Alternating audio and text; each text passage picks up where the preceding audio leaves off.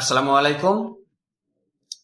ইন্ডিয়ার সরকার এবং ইন্ডিয়ার জনগণদের বলতে চাই, আপনারা বর্তমান বাংলাদেশ এবং ভারতের পরিস্থিতি জানেন। উত্তাল পরিস্থিতি, যে কোনো সময় যে কোনো কিছু হয়ে যাইতে পারে। আপনারা যদি আমাদেরকে সার না দেন, আমরা আপনাদেরকে সার দেব না, কারণ আমরা বাঙালি, আমরা বীরের জাতি।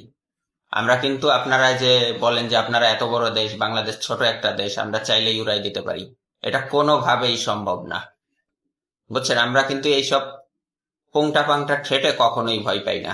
আমরা আপনাদের সাথে সম্পর্ক ভালো রাখতে চাই, কারণ আপনারা আমাদের প্রতিবেশী।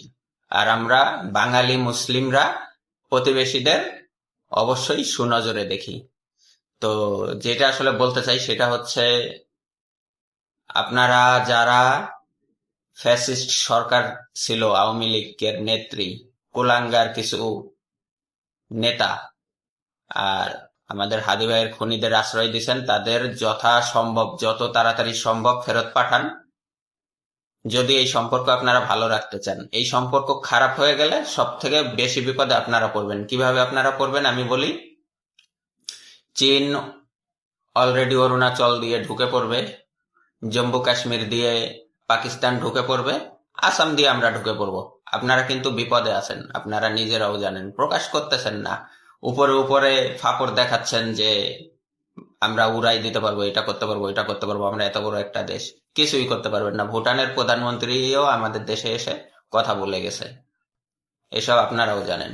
তো আপনাদেরকে কিন্তু ছিন্ন ভিন্ন করতে সময় লাগবে না, কারণ বাংলাদেশ এখন একা না। বাংলাদেশের সাথে এখন যুক্তরাষ্ট্রও আছে। কিভাবে আছে? আপনারা তাদের বড়দিনের দিনে খ্রিস্টানদের অনুষ্ঠান করতে দেন নাই, ভাঙচুর করছেন। ডোনাল্ড ট্রাম্প কি আপনাদেরকে ছেড়ে দিবে? দিবে না।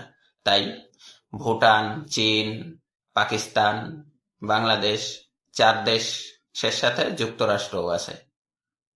আমি শুধু আপনাদেরকে সাবধান করে দিতে চাই, এই কারণে আপনারা আমাদের প্রতিবেশী, আমরা চাই আপনাদের সাথে সম্পর্ক ভালো থাকুক। খুনিদের যত সম্ভব তাড়াতাড়ি পাঠিয়ে দেন, আপনারাও ভালো থাকেন, আমাদেরকেও ভালো থাকতে দেন, আমাদের মতো করে থাকতে দেন। আমরা আপনাদের কোনোদিনও ভয় পাই না। বুঝতে পারছেন? ধন্যবাদ।